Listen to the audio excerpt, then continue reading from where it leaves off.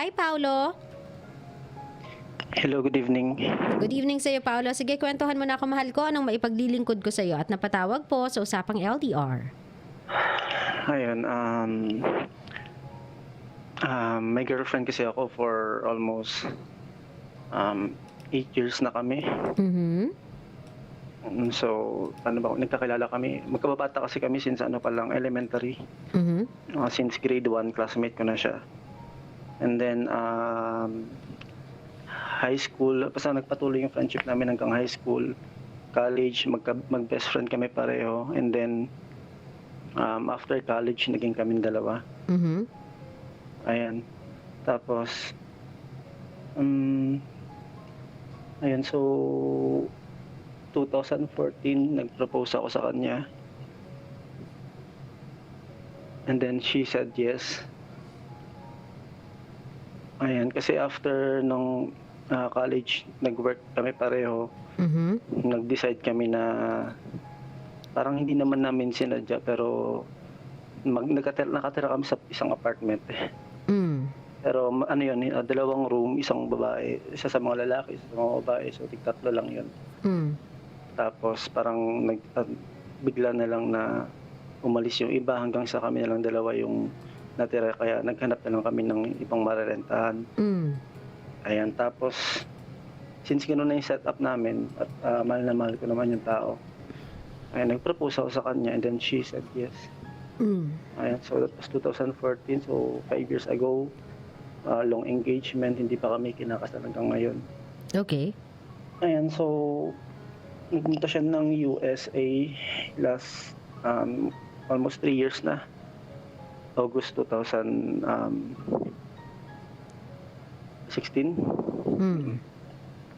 Ayan, so first time namin na magkahiwalay ng ganong katagal kasi never naman kaming parang napaghiwalay.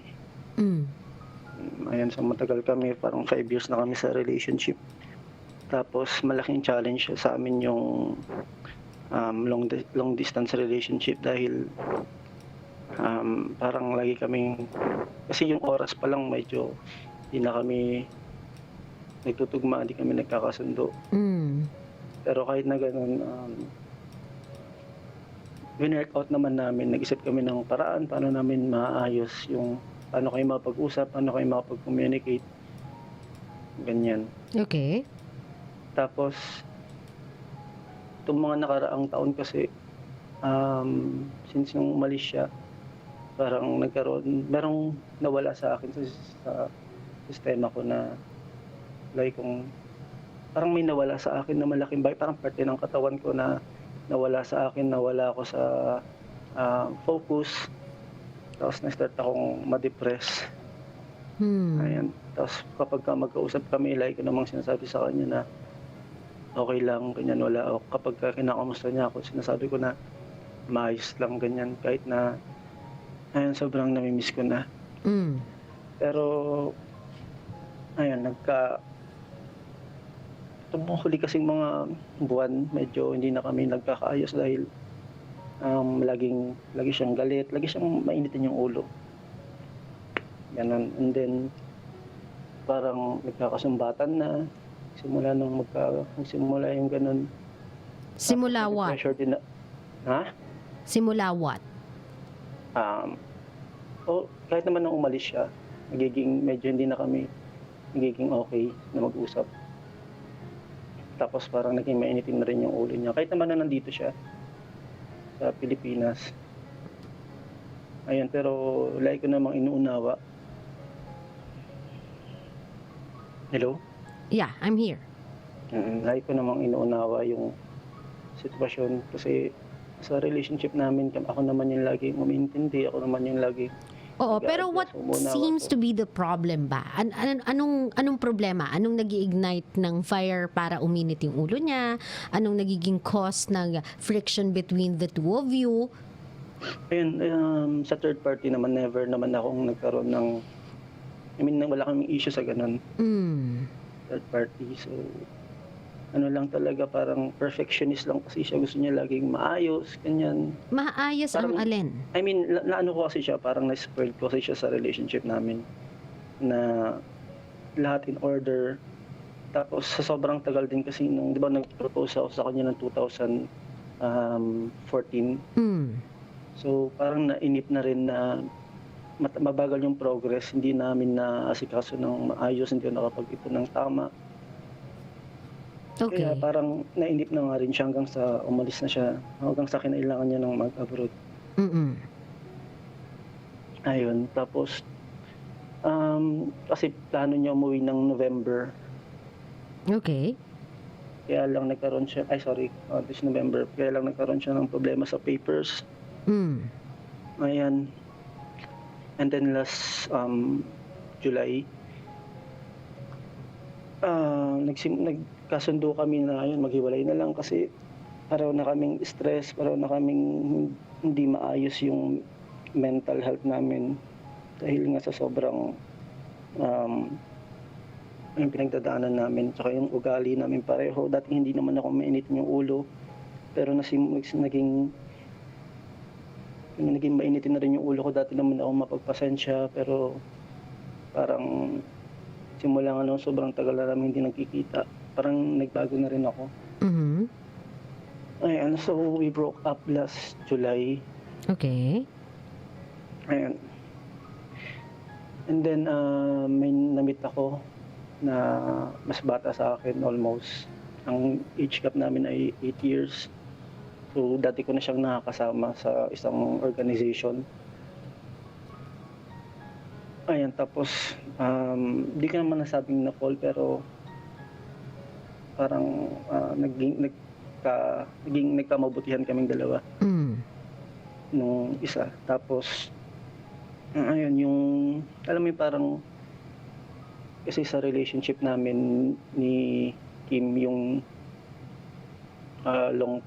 long time na girlfriend ko, parang ako yung laging hindi ko na-express yung sarili ko, hindi ko masabi kapag nainis ako, kapag nagalit, kapag masama yung loob ko, parang hindi ko na-express. Kaya parang na-fed up na rin ako sa relationship namin. Okay. Ayun, tapos hindi ko na rin alam kung paano itama.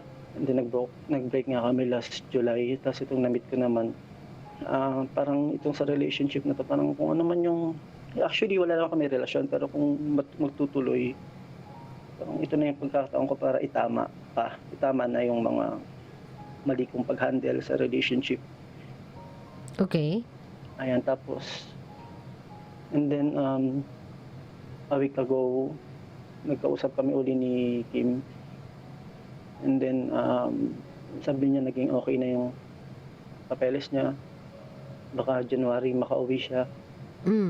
Ayan, tapos nagsorry naman siya sa naging cause nga ng namin, ng pag-aaway namin, na sinabi niya na sikapin niya na maging okay, maging maunawain din ulit.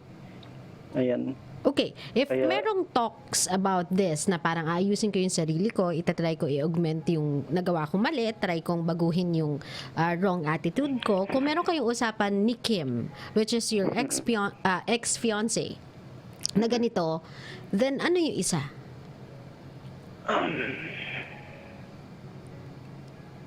That you do not know. Kasi hindi ko din alam pero madalas kayo magkita halos everyday mula nun. But is Kim aware that you are seeing someone new? Aware ba siya na you are seeing someone new? Kilala niya kasi kasama namin sa organization before. Tapos I'm not asking if magkakilala sila. I'm asking if aware siya that you are seeing someone new. Hindi. Okay. So, anong problema ngayon, mahal ko? Paulo, now that you are going out on a date with someone new, and you are still having conversations with your ex-fiance, anong mali, love? Anong problema? Nalilito ka na? Kasi nasubukan ko na kasi yung parang na-experience ko nung unawain, experience ko nang ma-express yung sarili ko, na-experience ko na parang hindi naman ako laging under sa relationship.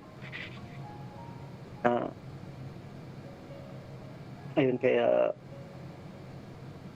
although sayang yung nanghinahin din ako sa pagsamahan namin at kaya lang na-fall out kasi ako ng yung huling mga buwan dahil nga sa nangyari sa amin. Okay. Ganito, love, no? I think kasi a month gap is not enough for you to define how you feel eh. Isang buwan lang kasi halos yung pagitan from the moment that you guys decided to part ways until dumating yung time na nakilala mo or dumating sa buhay mo itong bago. Sobrang liit ng gap eh. Hindi mo pa na-experience, Paolo, yung maging si Paolo lang. Yung walang kailangang kasamang babae, walang kailangang kaukyabit na babae, walang kailangang katuwang. Si Paolo lang. Kumbaga, Paolo doing the things na gustong gawin ni Paolo doing things that could finally maybe reach his goals. Kumbaga, Paolo time, you time. Yung hindi kailangan i-schedule mo with someone new. You don't have to have a conversation with your ex-fiance. Kumbaga, bibigyan mo talaga ng ample time or nyo ng ample time ang isa't isa to be far away from each other, to be, sabihin na natin, stress-free for a moment. Kasi nga, ini-embrace ninyo ang single life ninyo. Hindi mo yun naranasan gaano. Kasi nga, dumating si girl sa buhay mo and then of course it's someone new after 8 years, Paolo. Parang ganito yun eh. For 8 years hinainan kita ng adobo. Sunod-sunod na taon adobo lang ng adobo yung pinapakain ko sa'yo. And then one day bigla kitang hinaingan ng sinigang. Syempre dahil bago sa panlasa mo yung sinigang, masarap na sarap ka sa sinigang kasi utang-uta ka na sa adobo eh. This is the same logic dito sa girl na to. Of course, everything will seem to be different with this girl, striking for you, attracting for you. Kasi this is something new. Kasi for 8 years, you were bound to one girl. You were bound to appreciate, you were bound to be with, talk to one girl. Pero after a month, that was the time na binigyan ka ng bagong putahe. At yun yung girl na yun. Yun nga lang kasi, instead of hinayaan mo lang muna yung sarili mo na tumingin, pero wag mo nang tikman yung mga putahe, amoy-amoyin lang muna, i-appreciate mo na sila. Baka may mas masarap pa. Baka may buttered shrimp na susunod. Baka may lechon na susunod. Instead of makita mo kasi lahat ng putahe, yung unang putaheng hinain sa'yo, na-attract ka na. Let's go! Paolo, I'm telling you, love, lahat ng magagandang qualities ni girl, lalabas yan sa simula. Everybody does that. Sa simula, napakabait. Sa simula, napakamaintindihin. Sa simula, napaka-sweet. Sa simula, napaka-gentleman. Sa simula, areglado. Wala kang reklamo. Because you have someone to compare it with. Pero yung someone kasi na yon, you've been together for years. Kumbaga, ibig sabihin, yung flaws, yung shortcomings ng isa't isa, naranasan nyo na. You even went and lived under the same roof. Yun yung pinaka, sabi nila, greatest test ng compatibility mo with someone. Kasi ang tao, nasa pinaka-comfortable stage niya at state niya whenever they are inside a place they call home. So kung sakasakaling nag-share na kayo noon, dun mo nakita yung pinaka-comfortable state ng tao. Itong babaeng to, syempre, best foot forward pa yan, Paolo.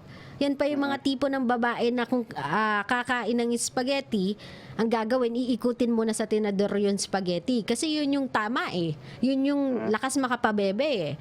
Kasi yung ex mo ngayon, ang pagkain ng spaghetti, dakot agad, tapos subo. Wala nang ikot-ikot. Hayaan na kahit meron mga sauce-sauce sa mga bibig. Kasi comfortable na siya with you.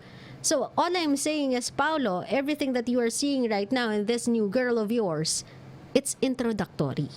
Ibig sabihin, lahat pulido pa, lahat kalkulado pa, lahat kontrolado pa. So if ever na nararamdaman mo na naiintindihan niya kasi ako eh, feeling ko kasi for the first time in my life, ako naman yung inunawa, ako naman yung inilagaan, love, nasa simula pa lang kasi tayo. I'm not saying that is gonna change. But of course, kamukat-mukat mo, if you'll spend more time with that girl, may makikita ka ding something different dyan. And because you are trying to compare it with someone, that's the reason why ganyan yung nagiging conclusion mo na this time naiintindihan na ako, this time naunawaan na ako kasi you have someone to compare it with Pero kapag nakita mo na at unti-unti na naging comfortable yung new girl in your life, remember bata yan, ibig sabihin marami may mga moments na clingy yan, may mga moments na needy yan, ay Diyos ko Lord. Doon mo malalaman, Paolo, at doon mo din masasabi na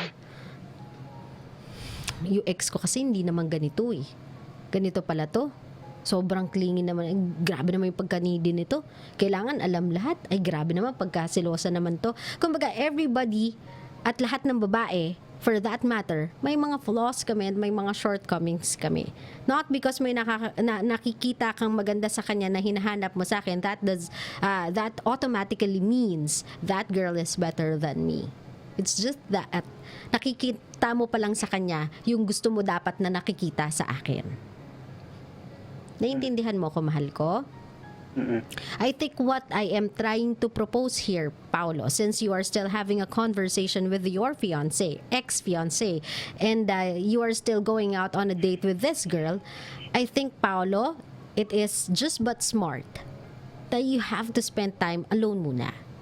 You have to know what you want. Do I want to fix things with my ex-fiance? Kasi right now, I feel like yung ex-fiance ko is trying to tell me that she is trying to fix herself for me.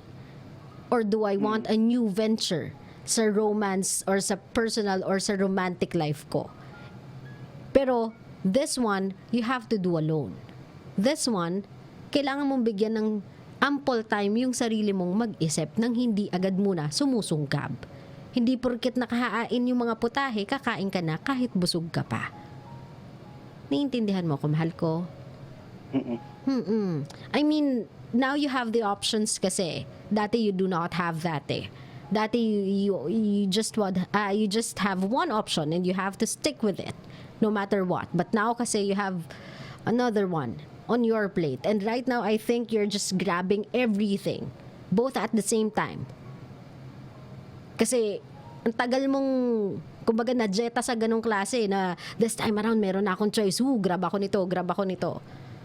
Wag ganun, love. Kasi at the end of the day, kamukat-mukat mo, pareho sila mawawala sa'yo. Kasi I'm sure, a part of the present girl is not aware na meron ka pa rin communication, or kung alam man niyang meron ka pa rin communication kay ex-fiancé, hindi niya alam lahat ng gist about the conversation. Kasi if she does, I guarantee you, she won't stay. Naintindihan mo ako, mahal ko? So, take time ka lang muna, mahal. Wag mong madaliin, wag kang magmadali. Wag mo i-pressure yung sarili mo. Now, if you wanna have some more time apart or away from your ex-fiancé, sabihin mo lang sa kanya na I think I'm not yet ready to talk about our relationship or kung anong mangyayari sa relationship natin. I don't want to put that much pressure on my shoulders right now. I think what I love about this situation is I can be me. For the longest time, I have been trying to be the person that can please you. Ito na lang siguro yung pagkakataon or sa kauna-unahang pagkakataon after a very long time na appreciate ko yung sarili ko. Medyo nagkaayos na kasi kami ulit, parang balikan. Ayun lang. Oh. So, anong gagawin natin? Nagkabalikan na pala kayo. Lahat pala ng sinasabi ko dito, parang tanga lang. Huli na. Anong gagawin na? Ang isa pang challenge ko is yung isa na parang umasa na hindi, just let her go. Wala naman kayo just be that ass to him. Kumbaga, wag ka lang magalit or wag ka lang magulat if for her you are nothing but an asshole. Kasi sa totoo lang, Paolo, you were. Sa kanya, you were. I mean, sabihin man natin na genuine yung naramdaman mo sa kanya, genuine yung pinakita mo sa kanya, pero you opened up a door sa buhay niya. Kahit alam mo sa sarili mo, may nabuksan ka pang ibang pinto. Naintindihan mo ako, mahal ko? Ngayon, kung nagkabalikan na pala kayo ni ex-fiancé no more, so back to fiancé, then there's nothing more to talk about here. You just have to say goodbye dun sa isa. Sabihin mo sa kanya, I'm so sorry for being an ass. Pero I don't want to continue on this venture kasi alam kong wala tong patutunguhan. Or there's a part of you that doesn't wanna let go. Parang ganun. Well, let go, love. Obvious naman siguro yung sagot ko doon. Just let go of the girl. Huwag mo siyang idamay sa kung ano yung meron ka dito sa fiancé mo. Just Parang at some point kasi parang nakita ko rin yung future ko. No. Hindi mo nakikita yung future mo sa kanya. Nakikita mo yung mga hinahanap mo sa girlfriend mo sa kanya. That's what you saw. That is what you are seeing right now. The things you want na makita doon sa current girlfriend mo, which is your dating fiancé na naging fiancé ulit. Lahat ng mga bagay na hinahanap mo sa kanya, dito mo kasi nakukuha sa kabila. So, that's the reason why you don't wanna let her go. Kumbaga kung sa isang banda natatapakan yung ego mo, sa isa kasing banda binuboost yung ego mo. So ayaw mo silang pakawalan both. But Paolo, alam naman natin na hindi tayo pwede maging unfair. We cannot have the best of both worlds. Now, if I were you, sabihin mo dun sa fiancé mo na since nagkabalikan na kayo, wag mong tapakan yung ego ko. Wag mong tapakan yung pagkalalaki ko. This time around, since we are trying to start from scratch, we are trying to do it all over again, let's be clear with each other.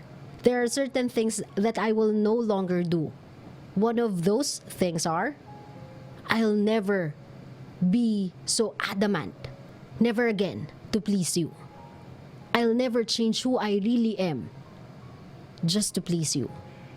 You have to understand me now. Kailangan nating mag-meet halfway. Kung dati all the way akong pumupunta so that maging okay ka. No. This time around, we'll meet halfway. If you want to be with me, I want you to love me for who I really am. Not because of who I'm trying to be. Naintindihan mo ko, Paolo? Yes. But dun sa isa, you have to let her go, love. No matter how amazing and fulfilling yung nararamdaman mo whenever you are with her, alam mo sa sarili mo na the reason why ang saya-saya mo is because sa kanya mo lang nakukuha yung hindi mo nakukuha sa isa. And that is unfair. Naintindihan mo ko, mahal? That girl who is trying to love you, that girl who is trying to please you, that girl who is trying to support you, deserves someone who will do the same thing for her. Not someone na kumukuha lang din ng kumukuha from her. Don't be your fiancé to her. Kung yung fiancé mo, kuha lang ng kuha, get lang ng get from you, wag mong gawin yon dito sa babaeng to. Gets mo na ako now? Oo. Ngayon, anong gagawin natin, Paulo, ulit? Para maayos tong problema? I have to talk to... Kailangan ko usapin yung isa. Sa kanya na... we have to stop. Yun. And with this fiancé of yours, mag-uusap kayo, anong sasabihin mo sa kanya? Na sabihin ko na kailangan na akong yung parang ma-express ko na yung sarili ko na magkaroon din ako ng boses sa relationship namin. Now it's clear. So ngayon, Paolo, I'll let you do that. I'll let you have time to think about it. I'll let you enjoy the final moments of yung sinasabi nating best of both worlds. Enjoyin mo na yan, pero let it be the last few moments of it na lang, Paolo. Kasi I'm sure, love, ngayon mo lang yan mai-enjoy. Pero kapag pinatagal mo to, Paolo, mas masakit pa sa ulo. Kung yung isang babae nga lang, medyo masakit na sa sentido, try two of them. Mas masakit yan, love. So, ayoko nang mas stress ka pa. Pumili ka lang ng isa, i-let go mo yung isa, and then stick with your choice. Just try to voice it out, love. Kailangan mo lang talaga makipag-communicate. Whether or not masasaktan mo yung taong mahal mo, if it's for the best, do it. Okay? Okay. Maraming salamat, love, for calling my show, ha? Ingat ka lagi, love. Okay, thank you. Salamat.